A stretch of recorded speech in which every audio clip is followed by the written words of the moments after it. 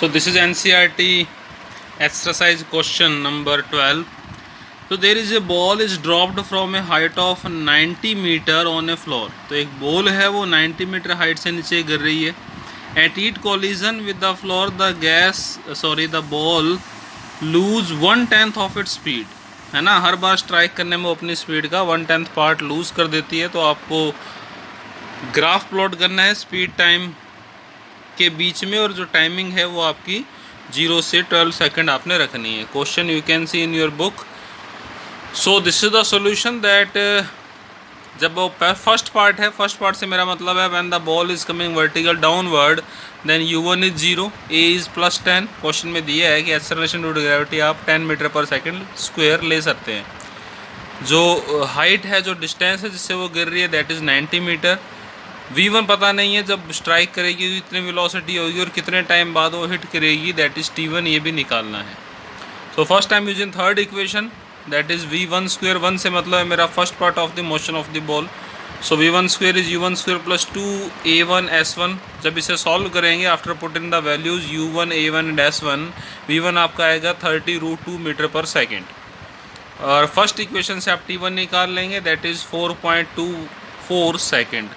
तो जब उसे 90 मीटर से छोड़ा जाएगा तो वो 4.24 सेकंड के बाद तो हिट करेगी ग्राउंड को, और उसकी जो वेलोसिटी है जब वो ग्राउंड को हिट कर रही है दैट विल बी 30√2 मीटर पर सेकंड. अगर हम इतनी चीज़ को ग्राफ पर प्लॉट करें तो ये आपका ग्राफ आएगा. टाइम 0 था तब स्पीड भी 0 थी, ओके. और इसने जो है 4.24 सेकंड में स्पीड अचीव कर ली 30√2 when it is hit in the ground. जब ये हिट करेगी ग्राउंड से ड्यूरिंग दिस कॉलिजन, ये अपनी स्पीड का 1/10 पार्ट जो है वो लूज़ कर देगी. फिर वो क्या होगी, इट विल बी रीबाउंड. तो ये इसका सेकंड पार्ट हो जाएगा. जब वो रीबाउंड हो रही है तो जब सेकंड पार्ट में रीबाउंड हो रही है तो उसकी वेलोसिटी कितनी है, 30√2 नहीं, इसका 1/10 पार्ट तो इसने लूज़ कर दिया. तो 30√2 का 9/10 पार्ट जो है इसकी वेलोसिटी होगी दैट विल बी 27√2 मीटर पर सेकेंड. अब ये ऊपर जाएगी तो एक्सेलरेशन हो जाएगा -g, -10 मीटर पर सेकंड स्क्वायर. जब ये रीबाउंड होकर टॉप पॉइंट पर पहुंचेगी तो इसकी वेलोसिटी कितनी हो जाएगी, दैट विल बी 0. कितना ऊपर जाएगी ये निकालना है दैट इज़ s2, और कितना टाइम लेगी ऊपर जाने में ये भी निकालना है that is t2. So again I am using third equation of motion. हमें v2 पता है, टॉप पॉइंट पर उसकी वेलोसिटी जब वो रीबाउंड होगी ग्राउंड से ऊपर जाएगी opposite to acceleration to gravity, तो v2 0 हो जाएगा. u2 हमको पता है 27√2 है, a2 -10 है. व्हेन यू सॉल्व इट तो आपका s2 आ जाएगा 72.9 मीटर. मतलब जब एक बार हिट करने बाद ऊपर जाएगी तो 72.9 मीटर तक वो ऊपर जाएगी. और कितना टाइम लगेगी ऊपर जाने में, by using first equation you can easily calculate that t2 will be 3.81 second. v2 पता है, u2 पता है, a2 पता है.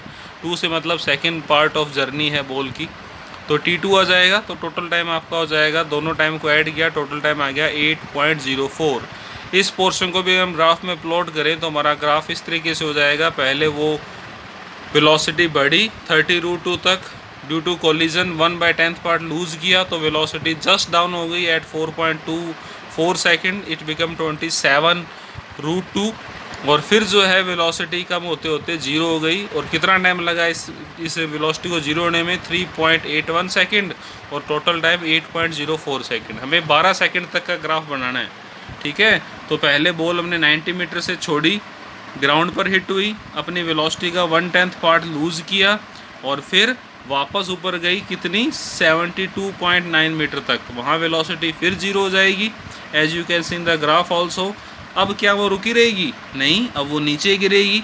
तो इसका third part of motion start हो गया जिसमें u3 जो 0 है, क्योंकि जितनी ऊपर गई थी गई, v2 0 हुआ तो u3 भी क्या होगा 0. अंडर फ्री फॉल आ रही है, नीचे गिर रही है तो a3 +10 हो जाएगा. कितने डिस्टेंस कवर कर रही है, जितना ऊपर चढ़ी थी 72.9 मीटर. जब ये ग्राउंड को दोबारा हिट करेगी तो उसकी वेलोसिटी कितनी है ये निकालनी है v3, और कितने टाइम में हिट करेगी तो हमें निकालना है t3, ठीक है. So again third equation of motion, कुछ भी टफ नहीं है। u3 आपको पता है 0, a3 पता है, s3 पता है कितनी ऊपर से नीचे गिर रही है, तो आप v3 निकाल सकते हैं। v3 आ जाएगा तो आप t3 भी निकाल सकते हैं बाय यूजिंग फर्स्ट इक्वेशन। तो आपका टोटल जो टाइम है वो आपका हो जाएगा, पहले 8.05 था, अब उसे नीचे आने में कितना टाइम लगा, 3.82 है ना। और जितना टाइम ऊपर जाने लगता है उतना ही नीचे आने में लगता है, तो क्लियर है। मैंने 3.81 पहले लिया है, मैं सेकंड में राउंड फिगर में ले लिया मैंने, तो वो 3.82 हो गया। Don't be confuse about that.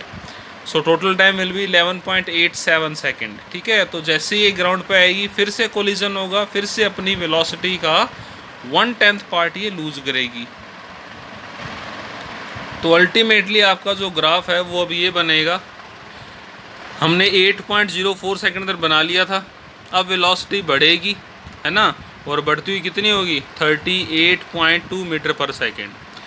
और कितना टाइम हुआ है इतनी वेलोसिटी होने में, 3.82 हुआ था, टोटल टाइम हो गया अब 11.87 सेकेंड।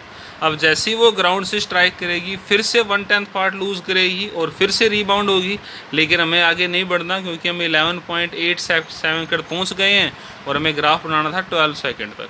तो आप जस्ट बना दें कि जैसे ही वो दोबारा हिट करेगी ग्राउंड से एट 11.87 सेकेंड, वेलोसिटी होगी 38.2 मीटर पर सेकेंड, तब ये अपनी वेलोसिटी का 1/10 पार्ट लूज़ करेगी।